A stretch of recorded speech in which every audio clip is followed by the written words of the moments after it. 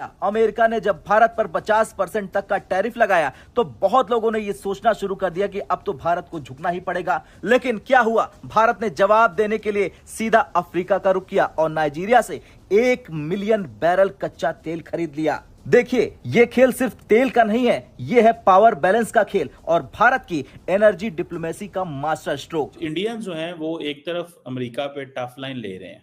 किस चीज की टफ लाइन ले रहे हैं कि भाई साहब तुम्हें इस चीज को समझ जाना चाहिए कि हम जो है वो we will do what we believe is right. ठीक है जी, we will believe what is right, जो राइट होगा हम उसी को करेंगे। अब हुआ ये अमेरिका में कि जब पूरा ये सैंक्शंस वाला मामला और ये पूरा टैरिफ वाला मामला, सैंक्शंस यानी कि आप रशिया के ऊपर लगा रहे हैं, आप ईरान के ऊपर लगा रहे हैं, और टैरिफ जो आप भारत के ऊपर लगा रहे हैं, आप चीन के ऊपर लगा रहे हैं, आप ब्राजील के ऊपर लगा रहे हैं, स्विट्जरलैंड के ऊपर, ये सारी की सारी जो चीजें चल रही है ना दोस्तों, इससे अमेरिका में रप्चर आना शुरू हो गया है। अमेरिकन पॉलिटिक्स में, अमेरिकन सिविल सोसाइटी में एक दरार पड़ गई है कि मोदी जी जो हैं वो एक ऐसा पंगा ले रहे हैं जो डोनाल्ड ट्रंप चाहता है कि आपसे वो ले आपने शुरू कर दिया एक मूवमेंट जिसे बोलते हैं वर्ल्ड माइनस यूएसए। पहले था यूएसए प्लस वर्ल्ड। यूएसए जो चाहता है पूरे दुनिया को वो मानना पड़ता था, और मानना पड़ता था डीप स्टेट जो ग्लोबलिस्ट हैं उनके इशारों पर आपको नाचना पड़ता था। ये जो टैरिफ की ये है ना, ये ज्यादा दिन तक नहीं चल सकती। यानी कितने दिन तक चलेगा? क्योंकि जब इस तरह की टैरिफ पर कोई भी वॉर होती है तो जो कंट्री ये लगा रहा होता है, इम्पोज कर रहा होता है, जिस कंट्री के ऊपर लग रहे होते हैं, जिस कंट्री के बिजनेसेस को बंद किया जा रहा होता है, यानी कि इंपोर्ट बंद हो रही होती है, वो सब शामिल है। और इस वक्त पूरी दुनिया इसका शिकार है। सिर्फ भारत इसका जो है वो विक्टिम नहीं है, बहुत सारे और कंट्रीज भी, यूरोपियन कंट्रीज भी इसका शिकार हैं। तो ये इंडियन ऑयल कॉर्पोरेशन ने सितंबर 2025 की डिलीवरी के लिए नाइजीरिया के अकबामी क्रूड का 10 लाख बैरल पहले से ही रिजर्व कर लिया है। ये डील सिर्फ तेल खरीदने का मामला नहीं है, ये अमेरिका को मैसेज है कि भारत के पास और भी विकल्प है और वो किसी एक देश के दबाव में नहीं आने वाला। अब आप सोच रहे होंगे कि क्या भारत रूस से तेल खरीदना बंद कर रहा है? जवाब है बिल्कुल नहीं। कि मोदी जी जो हैं वो एक ऐसा पंगा ले रहे हैं जो डोनाल्ड ट्रंप चाहता है कि आपसे वो ले आपने शुरू कर दिया एक मूवमेंट जिसे बोलते हैं वर्ल्ड माइनस यूएसए। पहले था यूएसए प्लस वर्ल्ड। यूएसए जो चाहता है पूरे दुनिया को वो मानना पड़ता था, और मानना पड़ता था डीप स्टेट जो ग्लोबलिस्ट हैं उनके इशारों पर आपको नाचना पड़ता था। अब परसेप्शंस डिफरेंट हो रही हैं।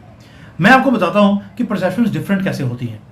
आपने कभी अगर सिनेमा हॉल देखा हो, जो भारत के अंदर सिनेमा हॉल है, वहाँ पर जो एंट्री है वो दिखती है जैसे लेफ्ट हैंड साइड पे है।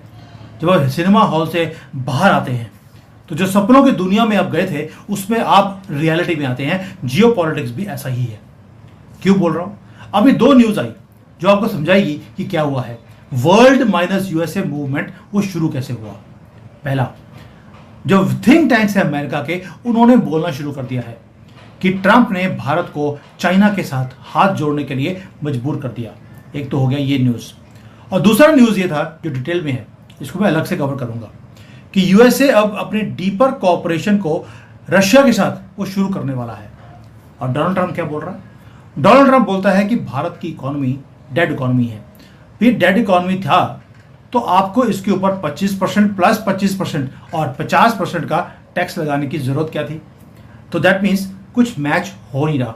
रियलिटी में और परसेप्शन में दोनों में फर्क है। This is what is happening. जो मीडिया दिखा रहा है वो दिखा रहा है वो एक पिक्चर, और रियलिटी कुछ और है। आज डिटेल में बात करते हैं कि ये वर्ल्ड -1 ये हो कैसे रहा है, क्या ये जानबूझ के किया जा रहा है, और भारत को फायदा कहां पर है। ये वर्ल्ड माइनस यूएसए मूवमेंट जो भारत ने इंक्रीज कर दिया, and we are also leading the charge. ये वर्ल्ड -1 है क्या दोस्तों? वर्ल्ड विदाउट यूएसए मतलब कि डीप स्टेट के चंगुल से पूरे दुनिया को बाहर निकाल दिया। बहुत ही सिंपल वर्ड्स में, यानी कि जो वर्ल्ड ऑपरेट करता था अकॉर्डिंग टू अमेरिका, उससे बाहर निकल रहा है। अब इकोनॉमिक्स में एक थ्योरी है कि जो ब्लूप्रिंट आप एक बार बना लेते हैं इकोनॉमिक्स का, वो अगले 5-10 साल के लिए वैसे ही चलता रहता है। उसको चेंज करना बहुत ही मुश्किल होता है। और यही भारत का मूवमेंट है राइज करने का ग्लोबल सुप्रीमेसी में। अब ट्रंप की स्ट्रेटेजिक मूव क्या है? ट्रंप आपके खिलाफ नहीं है, वो आपसे पंगा नहीं ले रहा, वो आपके थ्रू, वो जो उसका ग्लोबलिस्ट है, जो उसको कंट्रोल करके रखते हैं अमेरिका की इकोनॉमी को और दुनिया के अंदर कॉन्फ्लिक्ट हो, ये उसके चंगुल से आपको निकाल रहा है, उसको तोड़ रहा है।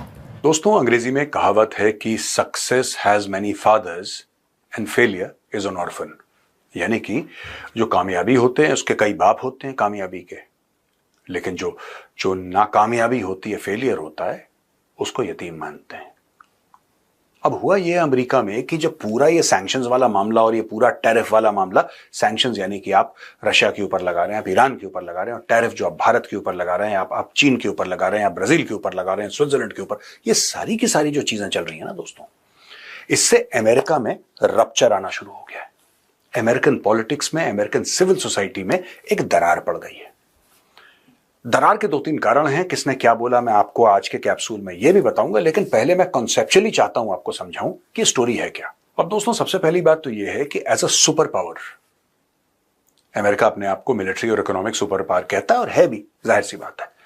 लेकिन empires rise and fall, concept समझिए। एक जमाने में एम्पायर हुआ करता था, मैं पूरी दुनिया की बात कर रहा हूं, जैसे कि रोमन एम्पायर था, बहुत समय तक चला, 1000 साल से ज्यादा चला, वो खट। भारत में जो चंद्रगुप्त मौर्य थे, बहुत बड़े बड़े भारत में, जिसको कहते हैं कि great empires, Cholas, who can forget the Cholas, more than 1000 years the Cholas ruled. वो एम्पायर खत्म हो गया, ये ब्रिटिश एम्पायर आया, खत्म हो गया। आज की तारीख में कुछ नहीं है, छोटे से कुछ आइलैंड है उनके पास, दैट्स इट। तो एम्पायर्स राइज करते हैं, फॉल करते हैं। अब दोस्तों, बात करते हैं अमेरिकन सुपर पावर की। American super power second world war के बाद राइज करा, लेकिन अब लोगों का यह मानना है कि with the rise of other poles of power, other economies like China, like India, like other economies, तो उससे होता क्या है कि अब अमेरिका का जो इंपॉर्टेंस था कि एक छत्र राष्ट्र था अमेरिका का, अमेरिका बहादुर ने बोल दिया वो कानून, ये नहीं है। ट्रंप ने यही कोशिश करी दोस्तों, ट्रंप ने यही कोशिश करी कि भारत को डरा दें, चीन को डरा दें, और इतना डराएं कि ये झुक जाएं।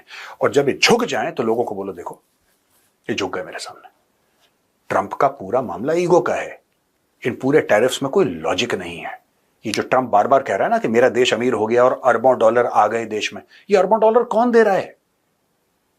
ट्रंप ने आपको, लोग कहते हैं ना तुम सिर्फ आधी कहानी सुना रहे हो, वो 1/4 कहानी सुना रहा है भाई, वो आधी भी नहीं सुना रहा। ये कह रहा है कि अमेरिकन सरकार के खजाने में कई अरब डॉलर आ गए जब से टैरिफ लगाया। ओ भाई, टैरिफ एक इंपोर्ट टैक्स है।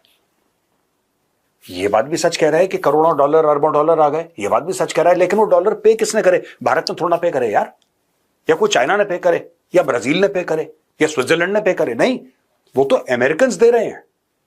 यानी कि ये ग्लास 100 रुपए का है, 50% टैरिफ के बाद यही ग्लास अमेरिका में 150 हो जाएगा, यही ग्लास अमेरिका में 150 रुपए का हो जाएगा 100 की जगह।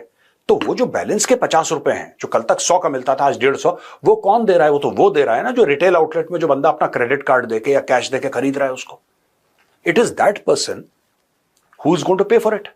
तो अमेरिकन पे इसने टैक्स लगा दिया और हमारे ऊपर टैरिफ लगा दिया। अब इससे हुआ क्या कि अमेरिकन का ये कहना है, और काफी लोग हैं, मैं कोट करूंगा अभी आपको, जैसे फॉर एग्जांपल ये कार्नेगी एंडोमेंट है। Carnegie endowment is a very very credible platform. ये कहते हैं president Trump's approach to US India relationship risks repoliticising a bilateral relationship that took more than 2 decades to overcome challenges of पार्टिजनशिप।